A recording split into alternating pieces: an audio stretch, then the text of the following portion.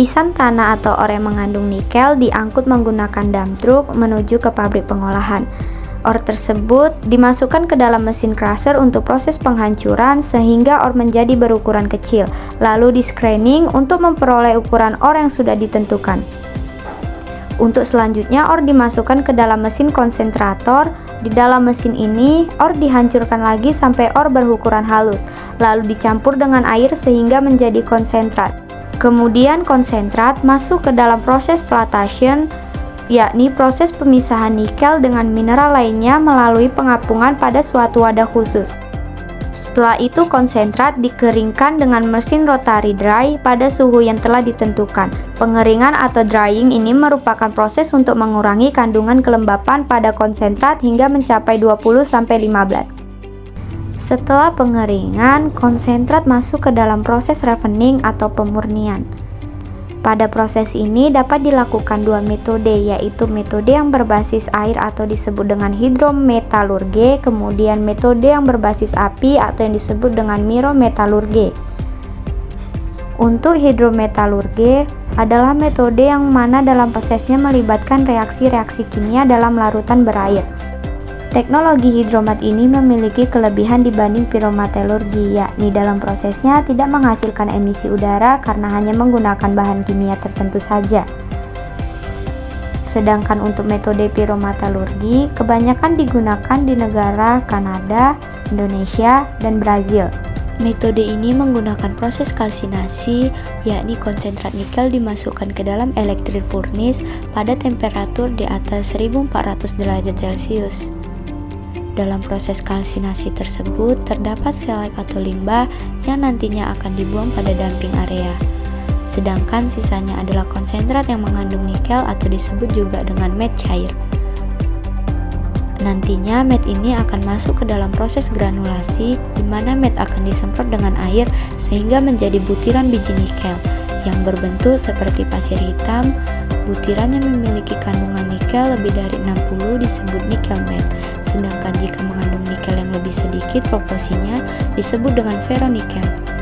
Proses selanjutnya adalah electrowinning, yakni proses penangkapan logam-logam menggunakan proses elektrokimia yang bertujuan untuk menghasilkan nikel dengan kemurnian 99 atau pure nikel. Dalam proses electrowinning ini, plat aluminium akan berperan sebagai katoda dan plat lainnya berperan sebagai anoda, yang kemudian dimasukkan ke dalam wadah khusus yang terdapat butiran biji nikel yang sudah diberi campuran kimia khusus. Setelah itu, plat tersebut akan diangkat dan nikel akan terbentuk menjadi nikel murni, lalu nikel tersebut dipotong-potong sesuai dengan ukuran yang telah ditentukan. Nikel yang sudah dipotong tersebut kemudian nantinya akan dijual ke konsumen di seluruh dunia dan selanjutnya akan digunakan sebagai bahan baku untuk berbagai macam produk.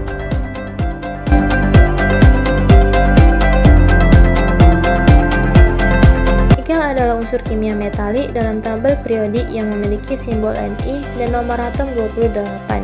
Nikel adalah logam berwarna putih keperak-perakan sedikit semburat keemasan. Nikel termasuk logam transisi dan memiliki sifat keras serta ulet.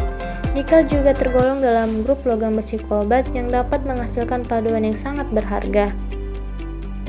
Nikel murni berbentuk bubuk untuk memaksimalkan luas permukaan reaktif, memiliki aktivitas kimia yang signifikan, tetapi potongan yang besar lambat bereaksi dengan udara dalam kondisi normal karena lapisan teroksidasi terbentuk di permukaan dan mencegah korosi lebih lanjut atau pasivasi.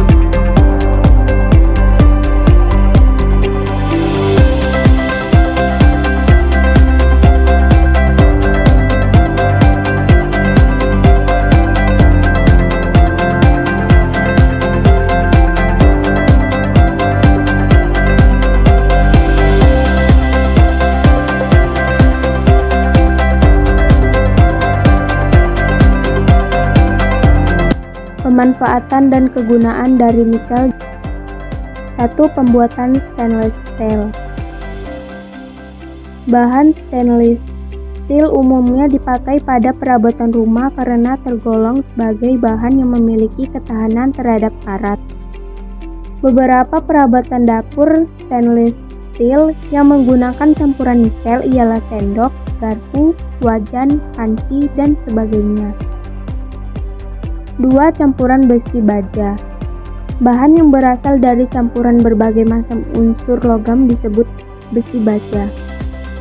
Hasil tambang yang satu ini biasanya dimanfaatkan dalam pembuatan bahan bangunan dan bahan rel kereta api. 3. Pelapis anti karat. Nikel sebagai pelapis anti karat biasanya digunakan pada industri makanan. Selain itu, nikel juga dimanfaatkan sebagai pelapis bagian luar senjata kemiliteran.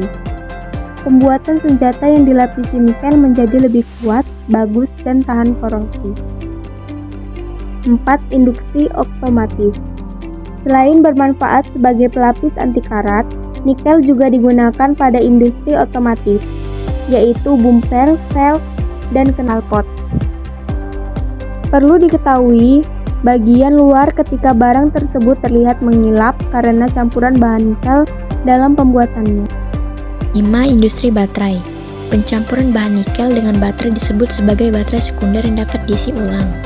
Baterai berbahan nikel sendiri memiliki beragam kegunaan pada perangkat elektronik, seperti smartphone, perkakas listrik, komputer portabel, kendaraan listrik, dan lain sebagainya. 6. Pembuatan koin. 7. Pembuatan kawat. 8. Pembuatan monel. Perpaduan antara tembaga nikel dan beberapa tambahan logam lainnya disebut monel. Dapat digunakan sebagai bahan pembuatan tag pada perhiasan atau bidang kemiliteran kerap menggunakan monel. 9. Elektroplating. Proses pelapisan logam dengan menggunakan arus listrik dan larutan elektrolit disebut elektroplating. Pelapisan tersebut berguna untuk membuat tampilan barang menjadi mengilap. 10. Katalis.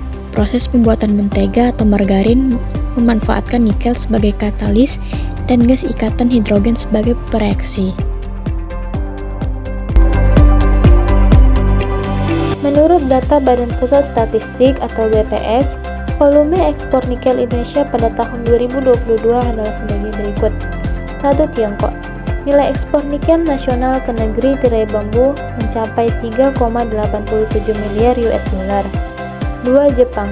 Nilai ekspor nikel ke negeri matahari terbit ini yakni mencapai 1,1 miliar US dollar. 3. Korea Selatan.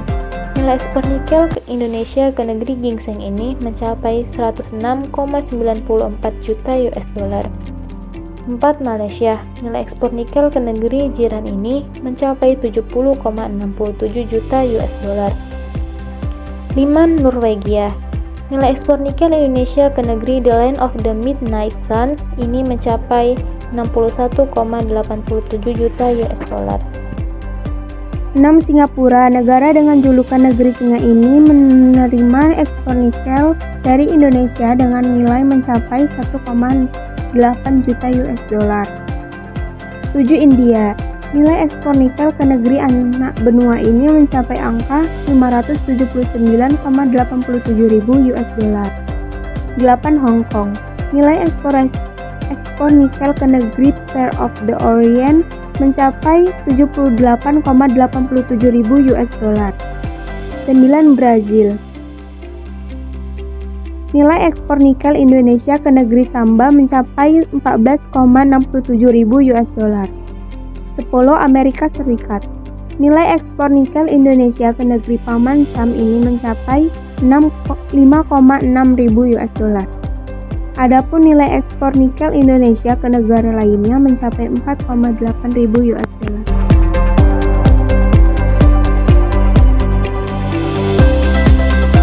Untuk kasus nikel, AMDAL nikel adalah analisis yang dilakukan untuk melihat dampak kegiatan pertambangan, pengolahan, atau ekstraksi nikel terhadap lingkungan. Dampak yang biasa dianalisis dalam AMDAL nikel antara lain adalah limbah, kerusakan ekosistem, pencemaran air, udara, dan tanah, serta masalah sosial dan ekonomi yang timbul akibat kegiatan tersebut. Tujuan dari AMDAL nikel adalah untuk mencegah atau meminimalkan efek negatif yang timbul dari kegiatan nikel terhadap lingkungan. Dalam proses AMDAL nikel, biasanya dilibatkan pihak-pihak terkait seperti pemerintah, masyarakat, dan ahli lingkungan, sehingga semua aspek dan dampak yang mungkin timbul dapat diidentifikasi dan dikelola dengan baik. Hasil dari AMDAL nikel biasanya akan digunakan sebagai acuan dalam pengambilan keputusan terkait proyek nikel, seperti penerapan teknologi terbaik untuk mengurangi dampak lingkungan, pemilihan lokasi yang tepat, pengaturan tata kelolaan yang baik,